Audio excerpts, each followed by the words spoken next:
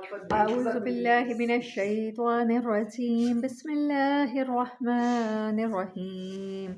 يا أيها الذين آمنوا ما لكم إذا قيل لكم انفروا في سبيل الله اثاقلتم إلى الأرض أرضيتم بالحياة الدنيا من الآخرة فما متاع الحياة الدنيا في الآخرة إلا قليل إلا تنفروا يعذبكم عذابا أليما ويستبدل قوما غيركم ولا تضروه شيئا والله على كل شيء قدير.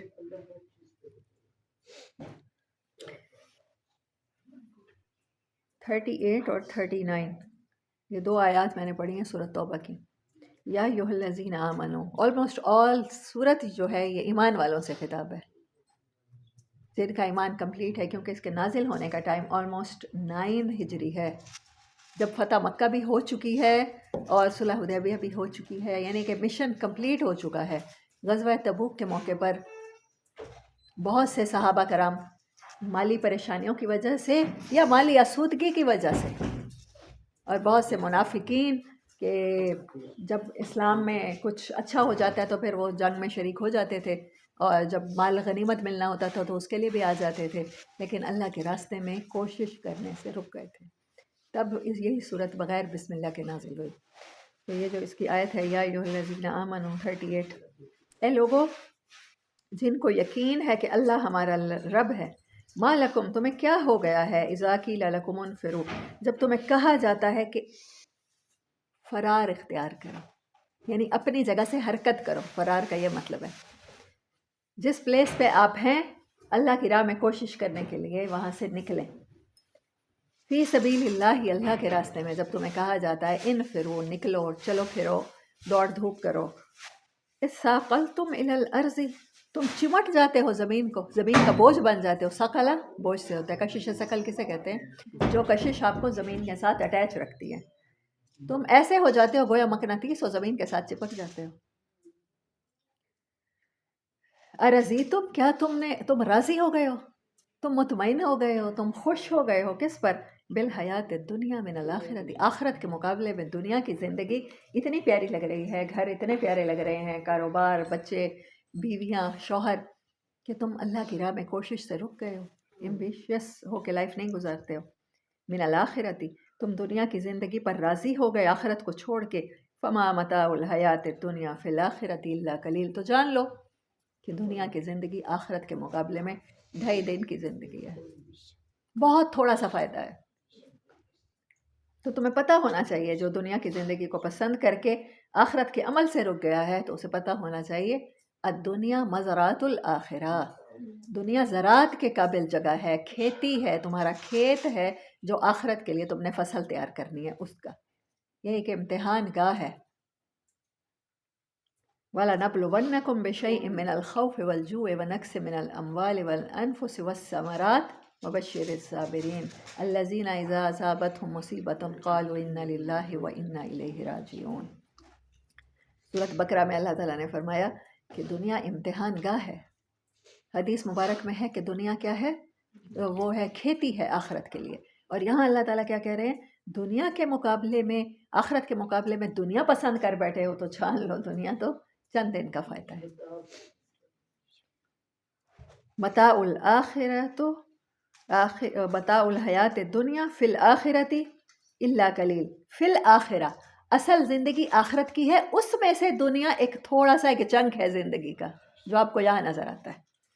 الا تنفروا اگر تم نہ نکلو گے، سوائے اس کے یہ ہو سکتا ہے کہ اگر تم قرآن نازل ہونے کے بعد بھی، رسول اللہ صلی اللہ علیہ وسلم کے آ جانے کے بعد بھی تم اگر نہیں نکلتے، یعذبکم عذابا علیما، اللہ کہہ رہا ہے، اور اگر اللہ عذاب دینے پر اتر آئے تو پھر کون ہے جو ہمیں بچا سکتا ہے؟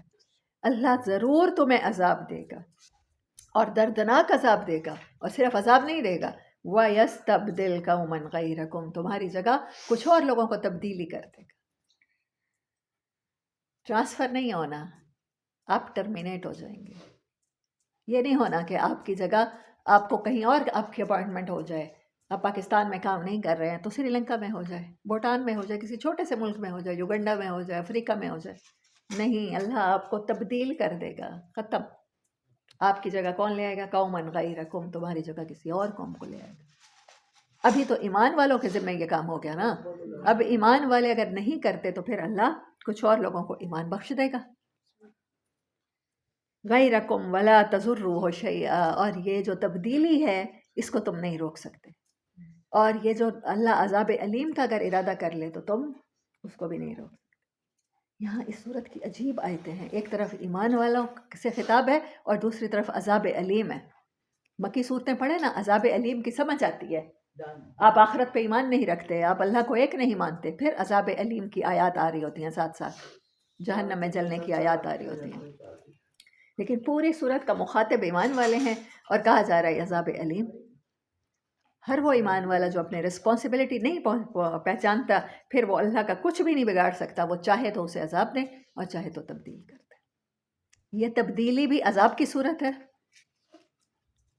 واللہ ولا کل شیء قدیر، اللہ واللہ ولا کل، اوپر ہے اللہ ہر چیز کے، پوری قدرت رکھنے والا۔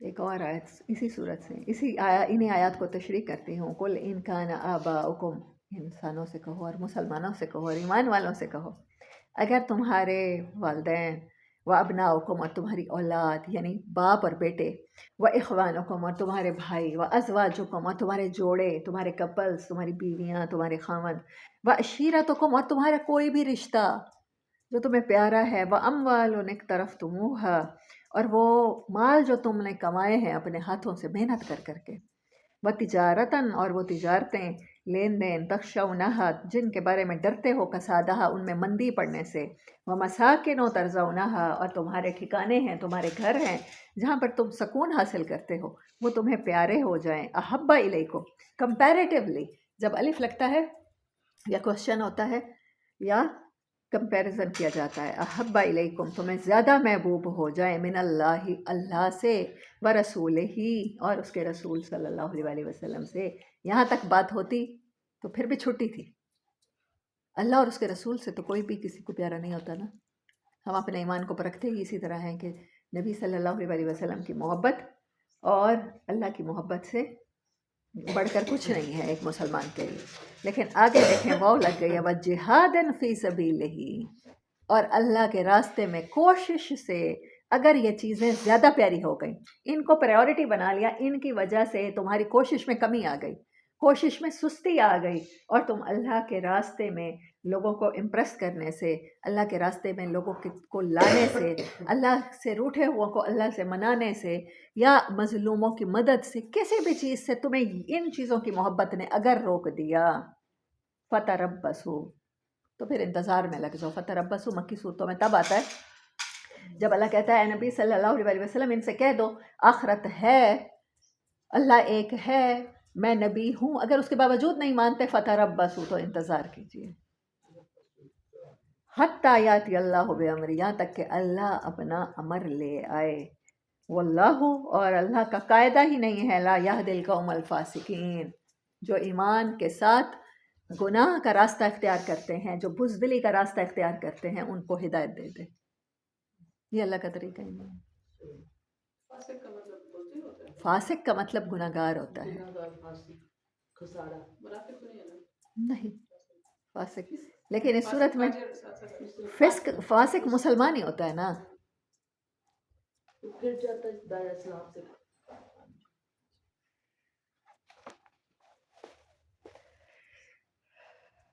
تو اللہ نے کہا اس صورت مبارکہ میں کہ اللہ کے راستے میں نکلو، اللہ کے راستے میں کوشش کرو، کوشش کرنے کے لیے نکلنا ہوگا۔ بہت سے لوگ کہتے ہیں ہم گھر بیٹھے، سوشل میڈیا کا دور ہے جی، یوٹیوب پہ لیکچر سن لیتے ہیں، ہم ڈاکٹر اسرار صاحب کو سن لیتے ہیں، ہمیں قرآن ہم نے سیکھ لیا ہے وہاں سے، تو وہاں سے نکلنا تو نہیں ہوتا، گھروں سے بستر چھوڑنا بھی نہیں ہوتا، جب تک کوشش وہ ہے جس میں آپ کچھ قربانی دیتے ہیں، کبھی موسم کی سختی برداشت کرتے ہیں جیسے آج کر رہے ہیں، کبھی گرمیوں کی سختی برداشت کرتے ہیں، کبھی آپ راستے کا لمبا ہونا برداشت کرتے ہیں. جیسے سائمہ باہر سے آئی ہیں، بشرا آنٹی دور سے آتی ہیں، مطلب چل کے آنا، وہ آپ کے وہ کھپتے ہیں، اس میں پاؤں لگتے ہیں، محنت لگتی ہے، وقت لگتا ہے، پھر جا کے آپ ایک چیز سیکھتے ہیں. یہ ہے کوشش. اس کو پھر بھی کوشش کہا جا سکتا ہے، چاہے ہماری کوششیں بہت کم ہیں، اس لیول کی ہیں ہی نہیں، لیکن پھر بھی کوشش ہے. اور پھر بہت سے لوگ کہتے ہیں سوشل میڈیا پہ فلسطین کے حق میں پوسٹ لگانے سے حق ادا ہو جاتا ہے، اور کچھ لوگ سمجھتے ہیں ذاتی طور پر بائیکاٹ کرنے سے، کچھ پروڈکٹس کا، اسرائیلی پروڈکٹس کا بائیکاٹ کرنے سے ہمارا حق ادا ہو جاتا ہے، ہم اللہ کے راستے میں جہاد کر لیتے ہیں. اور کچھ تو ممبروں اور مسجدوں سے کہا جاتا ہے کہ آپ کا فرض تو ہے ہی نہیں جب تک گورنمنٹ اعلان نہ کرے. گورنمنٹ اعلان کرے تو وہ تو فوج کو بھیجے گی، وہ آپ کو اور مجھے کوئی تھوڑی بھیجے گی فلسطین میں جہاد کرنے کے لیے. جب کشمیر میں جہاد ہوتا رہا تو کیا ہم میں اور آپ جاتے رہے ہیں یا ہمارے بڑوں نے شرکت کی؟ اب تک 50 سال تو تقریباً ہوتا رہا نا. 50 سال بعد اچانک سے جہاد والے دہشت گرد قرار دے دیے گئے تھے جب امریکہ وہاں سے، روس نکل گیا افغانستان سے، پھر طالبان اور دہشت گردی کی ٹرم ایجاد ہو گئی ہے. تو اس کو ہم نے اگنورنٹ انسان بن کے، تو اس گلوبل میں، اس گلوبل ویلیج میں، اس دنیا میں آپ کامیاب ہو ہی نہیں سکتے اگنورنٹ انسان بن کے ہی نہیں. تو اگنورنٹ مسلمان بن کے آپ کیسے کامیاب زندگی گزار سکتے ہیں؟ ایک طرف اس طرح کی شدت ہے، اس طرح کی شدت پسندی ہے کہ ہر یہودی کو ظالم سمجھا جاتا ہے اور اپنی ساری کوتاہیوں کا ملبہ اہل یہود پہ ڈال دیا جاتا ہے. ہمارے ساتھ تو انڈیا بیٹھا ہے، ہم تو حنوت پہ بھی ڈال دیتے ہیں، مشرقین پہ بھی ڈال دیتے ہیں. ہر خرابی کا ذمہ دار انڈیا ہے، اور ہر برائی کا ذمہ دار اسرائیل ہے، اور ہر ظلم جو ہم پر ہو رہا ہے معاشی طور پر، اور یا لوڈ شیڈنگ کی صورت میں، یا ہمارے پانی ناخالص ہو گئے ہیں زمین کے اور فلٹر کا پانی ہمیں پینا پڑتا ہے، تو اس کا ذمہ دار کون ہے؟ اسرائیلی سازش ہے، اور یا یہودیوں کی ہے یا ہندوؤں کی ہے. بس اس کے ذمہ ڈالا سارا کا سارا. تو مسجدوں سے اور ممبر سے کہا جاتا ہے کہ یہ بندہ صہیونی ہے اور صہیونی ایجنٹ ہے. وہ زیونسٹ، وہ جو ٹرم ہے، وہ ٹرمینالوجی یوز کر کے اپنے سارے اعمال ان کے کھاتے میں ڈال دیے جاتے ہیں. تو ہسٹری بار بار دہراتی ہے کیونکہ دنیا گول ہے اور گھوم رہی ہے. یہاں دن کے بعد رات آتی ہے، رات کے بعد دن آتا ہے. یہ کوئی نئی باتیں نہیں ہیں. جب سے ہم نے سیرت پڑھنا شروع کیا تو سمجھ آنا شروع ہو گیا کہ یہ تو ہزاروں سال پہلے بھی ہو چکا ہے. ایسے ہی یہودی تھے، انہی میں منافق لوگ بھی تھے، انہی میں کچھ لوگ جلا وطن بھی کیے گئے اور کسی کو مار بھی ڈالا گیا، ان کو قتل بھی کیا گیا اور جہاد بھی کیا گیا. اور منافق وہی تھے جو دن رات نمازیں بھی پڑھتے تھے اور مسجد نبوی میں نبی صلی اللہ علیہ وسلم کے پیچھے کھڑے ہو کے نمازیں پڑھتے تھے. آج ہم میں سے کوئی عمرے پہ چلا جائے اور مسجد نبوی میں نمازیں نصیب ہو جائیں تو ہم سمجھتے ہیں بڑا نیکی کا کام کر لیا. سوچیں، ہم نبی صلی اللہ علیہ وسلم کے پیچھے تو نمازیں نہیں پڑھ سکتے نا، جیسے عبداللہ بن ابی نے پڑھی تھی. اگر یہ کر کے بھی ہمیں لگتا ہے کہ ہم ڈیوٹی ادا کر لیتے ہیں اسلام کے ارکان کمپلیٹ کر کے، تو یہاں تو کوئی رکن نہیں ہے. یہاں تو نہیں کہا گیا نماز نہیں پڑھو گے تو میں تمہیں بدل دوں گا، یا کہا گیا روزہ نہیں رکھو گے تو میں تمہیں کیا کر دوں گا، میں تمہیں عذاب علیم میں گرفتار کر دوں گا. یہ آیت میں نے آپ کے سامنے پڑھی ہے، اس کا ترجمہ آپ گھر جا کے پڑھ سکتے ہیں. میں نے نمبر بتایا 39 اور 38 نمبر آیت ہے. یہاں پر کوئی ایک رکن ہے جو کہا گیا ہے زکوٰۃ نہیں دو گے تو میں تمہیں عذاب علیم میں گرفتار کر. جسٹ تم اللہ کی راہ میں نکلو گے نہیں، انفرو، چلو پھرو گے نہیں، تمہاری کوششیں نہیں ہوں گی، تم کسی ایم کے تحت زندگی نہیں گزارو گے. نہ نماز، نہ روزہ، نہ حج، نہ زکوٰۃ. 5 ارکان ہے نا جس پہ اسلام کی بنیاد کھڑی ہے، ہمیں یہی سکھا دیا گیا ہے. تو پھر ان آیات کو کس کھاتے میں ڈالیں گے؟ کیا سورۃ توبہ کی آیات کی منسوخ ہو چکی ہیں؟ میرا اور آپ کا ایمان ہے کہ یہ منسوخ نہیں ہے، یہ قیامت تک کے لیے قابل عمل ہے. They need practice, they must need practice. اور خطاب بھی ایمان والوں سے ہے، پیدائشی مسلم یا اسلام میں جو داخل ہو چکا ہے. یہ آیات ان سے خطاب کر رہی ہے، ان سے ڈائریکٹ بات کر رہا ہے اللہ تعالیٰ. ان کو کہہ رہا ہے کہ عذاب علیم میں گرفتار کر دے گا. نہ نماز چھوڑو گے، نمازیں بھی تمہاری پوری ہوں گی، نہ روزہ چھوڑو گے، روزے بھی پورے ہوں گے، دفلی روزے بھی ہوں گے، تہجدیں بھی ہوں گی. اس کے باوجود اگر تم نے دوڑ دھوپ نہ کی، اللہ کے راستے میں کوشش نہ کی، تو کیا کر دے گا اللہ؟ تمہیں عذاب علیم میں گرفتار کر دے گا. پھر اللہ کو تمہارا وہ ایمان نہیں چاہیے، پھر جہنم کا ایندھن بنو گے. اور دنیا میں بھی رسوائی ہے. سورۃ بقرہ میں اللہ تعالیٰ فرماتے ہیں کیا ہے اس کی سزا، جو کچھ پہ تو عمل کرے کتاب کے حصے پہ اور کچھ پہ عمل نہ کرے. یہ کتاب کا حصہ ہے سورۃ توبہ، اور یہ کتاب ہی کی آیات ہیں جو ہمیں بک ملی ہے. لاسٹ ریولوشن ہمارے پاس موجود ہے، اسی کا حصہ ہے نا. اس کے نماز والے پورشن تو ہمیں سمجھ میں آ جائیں، اس کے زکوٰۃ والے پورشن ہمیں سمجھ میں آ جائیں، اس کے حج والے پورشن سمجھ میں آ جائیں، اس کے حدود والے پورشن سمجھ میں آ جائیں، لیکن جہاد سمجھ میں نہ آئے. جہاد آپ کا زندگی سے لے کر موت تک کا سفر ہے، وہ کوشش ہے. جہادا کا مطلب ہوتا ہے تھکنا، پسینہ آ جائے آپ کو، آپ تھک جائیں، یو فیل ایگزاسٹڈ ان دا راہ آف اللہ سبحانہ و تعالیٰ، تو پھر وہ جہاد ہے.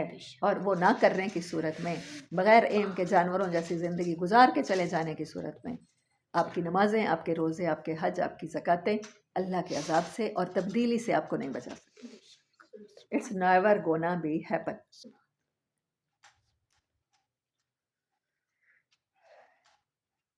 دنیا کی زندگی چھوٹی زندگی ہے، یہ ہم سب جانتے ہیں. کسی کا آخرت پہ ایمان ہو یا نہ ہو، کوئی مسلم ہو یا نہ ہو، ظاہری زبانی مسلم، لیکن موت پر تو سب کا ایمان ہے. ہم میں سے کوئی ہے جو کہہ سکتا ہو کہ موت نہیں آتی؟ موت پر سب کا ایمان ہے. تو یہ خود بتا رہی ہے، موت خود بتا رہی ہے کہ دنیا کی زندگی تھوڑی سی ہے. اور ہمارا اور ڈائنوسورس کے فوسلز کا مل جانا اور جو انسانوں کے پہلے ڈھانچے ملے ہیں ان کا لمبا ہونا، یہ بتا رہا ہے کہ انسان ٹرانسفارمیشن کی اس میں ہے، ایک فارم میں ہے، وہ ٹرانسفارم ہوتا آ رہا ہے. زندگی ٹرانسفارم ہوتی آ رہی ہے، تبدیل ہوتی آ رہی ہے. آپ کا بھی اور میرا بھی ٹرانسفر ہو جائے گا موت کے بعد، اس پلانٹ سے کسی اور پلانٹ میں، جہاں جس کو ہم نہیں جانتے، یا جہاں ہم صدیوں سے جان بوجھ کے رہتے آ رہے تھے.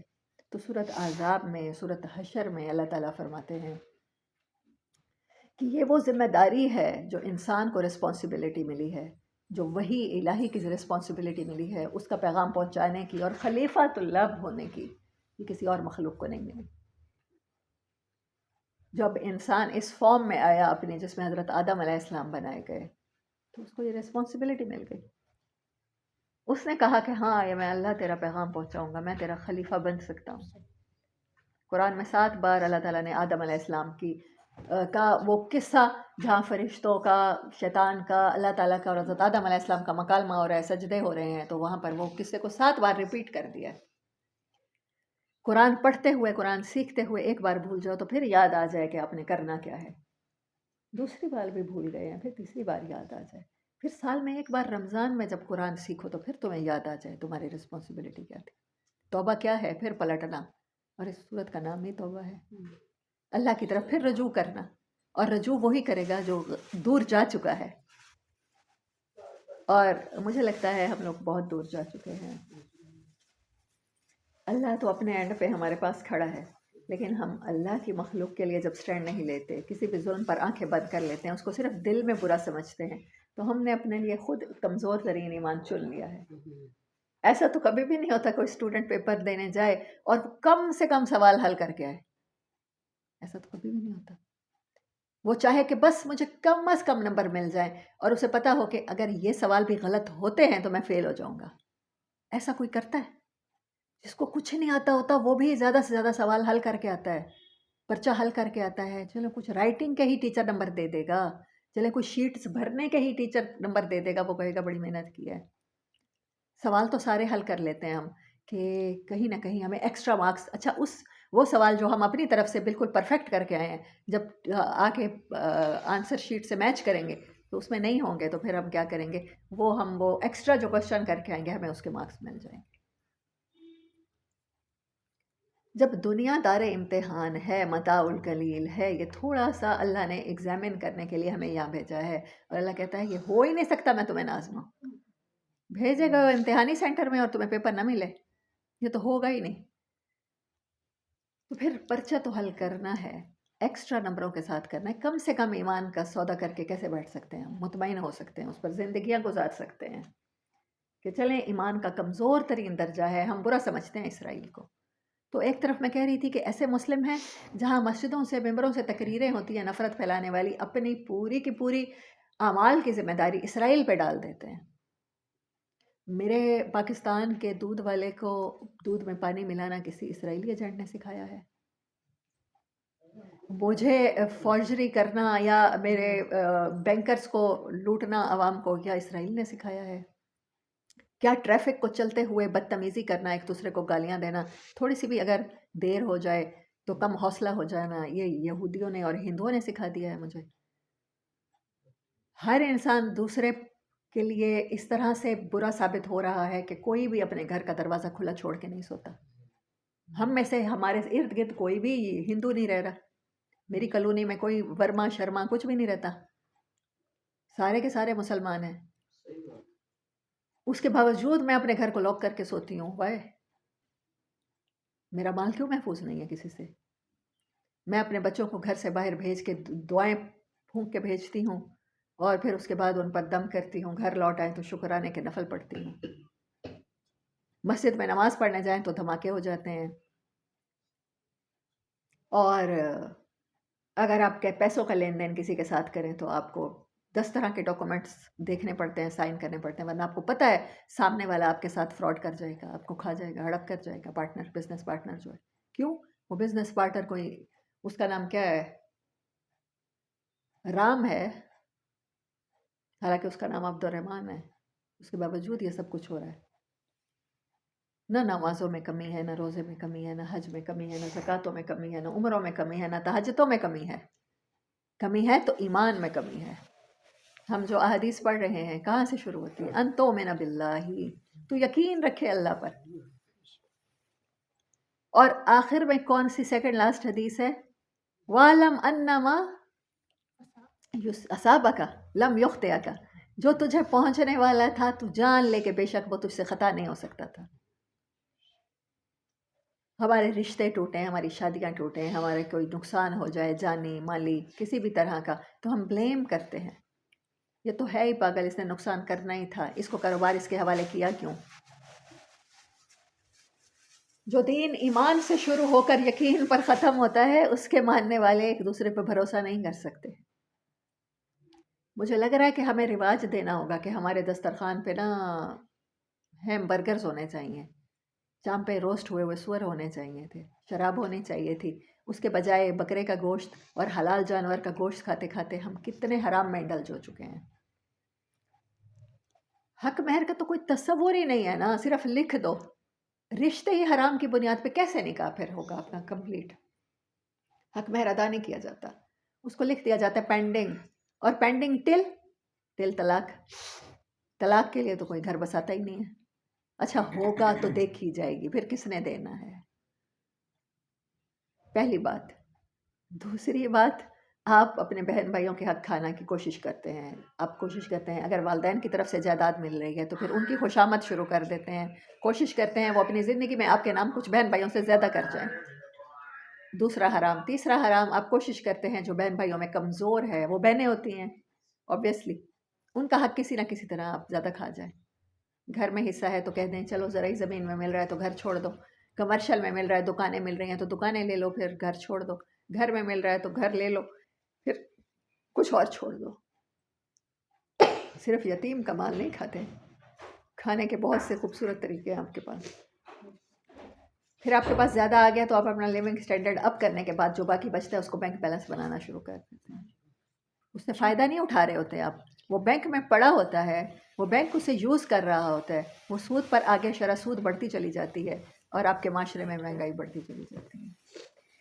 یہاں پر سب کے گھروں میں گیس آتی ہے، ٹائم پر آئے گی، لیکن کچھ لوگوں نے سکر لگا رکھے ہیں، یا کہ یہ کوئی اسرائیلی ایجنٹ تو نہیں ہے، نہ ہندو ہیں، وہ سکرز کے ساتھ دوسروں کی گیس سک کر لیتے ہیں، اس میں گورنمنٹ کا تو کوئی قصور ہی نہیں ہے۔ اب الیکشن کے دن آ رہے ہیں تو پھر الیکشن میں کیا کیا جاتا ہے؟ ہمیں بھی پتہ ہے، آپ کو بھی پتہ ہے کون سی پارٹی اب بیٹھے گی، کس نے رول کرنا ہے، جن کو باہر سے بلایا گیا۔ پری پلانڈ ہے، سب کچھ پری پلانڈ ہے، اور کہا جاتا ہے جمہوریت ہے، آپ کی رائے لی جائے گی، آپ سے ووٹ لیے جائیں گے۔ آپ پورا پاکستان کسی ایک کو ووٹ دے دیں، ان کے مخالف کو دے دیں، نواز شریف کے مخالفوں کو دے دیں، میں سیدھی بات کرتی ہوں، اس کے بعد بھی آپ دیکھیں گے کہ نواز شریف جیت گیا الیکشن اور وہ بیٹھ جائے گا۔ Everything is pre planned, کیونکہ جو آئی ایم ایف سے معاہدے کرے گا تو اس کو بٹھائیں گے۔ پھر آپ کیا سمجھتے ہیں حکمران تبدیل ہونے سے اگر نواز شریف کی جگہ عمران خان کو لے آئیں گے آپ کے حالات بدل جائیں گے؟ نیور، کام ہی نہیں کرنے دیا جائے گا. آپ اوپر سے لے کر نیچے تک سب کو کیسے بدل سکتے ہیں؟ آپ جس انسان کو بدل سکتے ہیں وہ صرف آپ ہیں. میں جس انسان کو بدل سکتی ہوں وہ میں ہوں، بس یہ سمجھ لیں. ورنہ اگر آپ اپنے آپ کو خود نہیں بدلتے تو اللہ آپ کو ہٹا دے گا. آپ کو اس رسپانسبلٹی سے جو عہدہ آپ کو ملا ہے، جو اتنی بڑی عزت آپ کو دی گئی ہے، اس زمین پر اتارا گیا ہے اللہ کا نائب بنا کے، اللہ کا پرسنل سیکٹری بنا کے، وہ آپ سے چھین جائے گا. آپ بدلتے رہیں، گورنمنٹ بدلیں، جمہوریت بدلیں، پارٹیاں بدلیں، آپ حکمران بدلیں. آپ بہترین بینکرز کو، مجھے یاد ہے مشرف دور میں جو دنیا کا بہترین فنانس پڑھے ہوئے شخص تھے اور وہ ورلڈ بینک میں جاب کرتے ہوئے پاکستان کے وزیر خزانہ بنا دیے گئے تھے. دین کیا ہو گیا تھا؟ کیا بینیفٹ ملا ہمیں؟ آپ کے پاس بہترین ڈگری ہوں، آپ کے پاس بہترین صلاحیتیں ہوں، آپ کی نیت ہی صاف نہیں، آپ اللہ کے لیے کچھ بھی نہیں کر رہے، آپ صرف اس دنیا میں اپنی پراپرٹی کے لیے کر رہے ہیں. تو پھر اس نے وہی کیا تھا، میرے خیال میں شوکت عزیز نام تھا شاید. ہاں ہاں ہاں، ظاہر ہے وہ اپنی فیلڈ کے ماہر تھے، بریلینٹ تھے، لیکن انہوں نے ورلڈ بینک کی پالیسیز کو ہی یہاں پر پاکستان میں بہترین کر کے اپنا وہ کیا نا. اس کے بعد گاڑیوں کا ایک سیلاب آیا تھا سڑکوں پر، اس سے پہلے ایسا نہیں تھا، ٹریفک کے مسائل بھی نہیں تھے. پھر انہوں نے بینکنگ میں گاڑیاں لینا آسان کر دیا تاکہ ہر انسان اٹھ کے گاڑی خرید لے، اور وہ اسی مورگیج پہ اور شرح سود پہ مارک اپ پہ لیتا چلا جائے. انہوں نے بینکنگ کے نظام کو پاکستان میں مضبوط کیا. اگر آپ وہی الہی کو مائنس کر دیتے ہیں اپنی زندگیوں میں سے، آخرت کو مائنس کر دیتے ہیں، تو پھر اللہ کیا کہتا ہے؟ پھر آپ نے چن لی ہے، آپ نے پریورٹی بنا لیا دنیا کو. پھر اس کے بعد آپ کے ساتھ کیا کیا جائے گا؟ دو چیزیں ہیں، عذاب علیم کیا، دو میں سے ایک نہیں کیا جائے گا، دونوں ہی کیے جائیں گے. اللہ کہہ رہا ہے عذاب علیم یا نہیں ہے، واو ہے، اور تمہیں کیا ہوگا؟ تبدیل کر دیا جائے گا. یہ جو ہمارے پاس ٹیسٹ آتے ہیں، جیسے فلسطین والا ٹیسٹ آیا ہے، یا پاکستان میں، یا کسی بھی انسٹیبل قسم کی گورنمنٹس یا پپٹ گورنمنٹس ہیں مسلم ملکوں میں، سارے کے سارے ملکوں میں، یہ عذاب علیم ہی تو ہے اللہ کی طرف سے.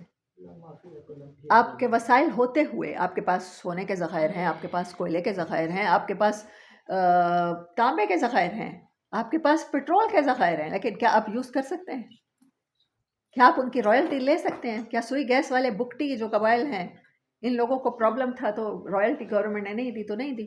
بہاولپور والے کتنے بڑے نواب کے پاکستان پورا چلایا کرتے تھے، قائد اعظم کو انہوں نے پورا پاکستان کے لیے چلانے کے لیے وہ رقم دیتے تھے. اور جب انہوں نے پاکستان میں شامل ہونے کا فیصلہ کیا تو ساری جگہ آپ بہاولپور میں جائیں تو زمینیں لیز پہ مل جاتی ہیں، آرمی کے پاس ہیں، اور ان کے محل بھی انہی کے کنٹرول میں ہیں، اور ان کو ایک ریڈ پلیٹ ملی ہوئی ہے، ریڈ فلیگ ملا ہوا ہے جو گاڑیوں کے پیچھے وہ لگا سکتے ہیں. جب تک سوچ نہیں بدلے گی، میں نہیں بدلوں گی، آپ نہیں بدلیں گے، جو انڈیویجول جس کو تبدیل ہونا ہے وہ تبدیل نہیں ہوگا، تو پھر وہ کیا ہو جائے گا؟ وہی بدل دیا جائے گا، وہ پوری قوم بدل دی جائے گی. پھر گھیوں کے ساتھ کہتے ہیں گھن بھی پستا ہے. نبی صلی اللہ علیہ وسلم کے حدیث مبارک کا مفہوم ہے کہ ڈرو اس وقت سے، اس عذاب سے، اس فتنے سے، کہ جب وہ یہ نہیں دیکھے گا کہ جب تم وہ نہیں، صرف گناہگار اس کی لپیٹ میں نہیں آ جائیں گے. وہ فتنہ یہ نہیں دیکھے گا کہ یہ نیک ہے اور یہ بد ہے، تو سب آ جائیں گے. کیونکہ جو سب نیک ہے وہ بھی وہ بنی اسرائیل کے اس بندے کی طرح مسلح بچھا کے بیٹھے، اپنی نماز، روزہ، حج، زکوٰۃ، بس یہ 5 ارکان میں دین ہے. ہمسائے کی بیٹی ریپ ہو گئی ہے تو آئی ڈونٹ کیئر. کسی کا بچہ اگر ڈاکوؤں کے ساتھ گینگ وار میں مر گیا، آئی ڈونٹ کیئر، میرا بچہ محفوظ ہے. میں سب سے پہلے اپنے بچے کو فون کرتی ہوں کہ تم اس جگہ تھے، تم تو ٹھیک ہو نا، بس میری تسلی ہو گئی، دیٹس آل، ختم. اگر میرا دین صرف یہ ہے تو پھر آپ کو پتہ ہونا چاہیے کہ وہ بستیاں انہی انسانوں کے اوپر پلٹی گئی ہیں جو بیٹھے اپنے اپنے مسلح بچھائے بیٹھے تھے. کوئی نیک کام تو نہیں کر رہے تھے، نہ مجرا سن رہے تھے، نہ شراب پی رہے تھے، نہ سور کھا رہے تھے، نہ زنا کر رہے تھے. حضرت جبرائیل امین نے فرمایا کہ یا باری تعالیٰ، میں ان پر اس بستی کو الٹوں جہاں پر پلک جھپکنے کے برابر ایک بندے نے تیری نافرمانی نہیں کی، پلک جھپکنے کے برابر اس نے تیری عبادت میں کمی نہیں کی، میں اس کے اوپر بستی الٹ دوں؟ اللہ تعالیٰ نے کہا ہاں، اس بستی کو ہی اس کے اوپر الٹ دو، پہلے مارو بھی اس کے اوپر دے کے. تو یہ باتیں بتا دی گئی ہیں ہمیں. سورۃ توبہ اسی قرآن کا حصہ ہے جہاں قرآن کہتا ہے سورۃ بقرہ میں کہ اس کے کچھ حصے پر تو عمل کرو گے اور کچھ حصے کو چھوڑ دو گے تو اس کی سزا کیا ہے؟ دنیا کی زندگی کی رسوائی اور آخرت کا عذاب. آج ہم نے خلافت سے نجات پا کے ہم نے سمجھا 1923 سے ہم لوگ مار کھاتے چلے جا رہے ہیں. 2023 100 سال گزر گئے اور کوئی بھی تبدیلی ایک دم سے نہیں آتی. اللہ نے اگر ہم سے چھینی ہے خلافت، ہم سے اقتدار چھینا ہے، تو پھر اگر جن کو اللہ نے بنایا ہے امریکہ، تو وہاں پر سب سے فاسٹ گروئنگ ریلیجن ہی اسلام ہے. تبدیلی نظر آ رہی ہے. اگر آپ بھی غور سے دیکھیں تو آپ کو فیکٹس اینڈ فگر سے پتہ چلے گا کہ تبدیلی کا عمل شروع ہو چکا ہے. بس اللہ سے دعا ہے کہ ہم اس تبدیلی اور عذاب علیم کی زد میں نہ آ جائیں. آپ کو اور مجھے اللہ تعالیٰ عمل کی توفیق عطا فرمائے. اپنے اپنے دائرہ کار میں رہ کر اپنے آپ کو بدلنے کے بعد پھر ہم نے کوشش کرنی ہے کہ قرآن کے ذریعے اپنی جب ہماری سوچ بدل جائے گی تو پھر سب ٹھیک ہو جائے گا. پھر ہم اس تبدیلی کے اور اس عذاب علیم کی زد سے بچ جائیں گے. اللہ آپ کو اور مجھے عمل کی توفیق عطا فرمائے. وآخر دعوانا ان الحمد للہ رب العالمین.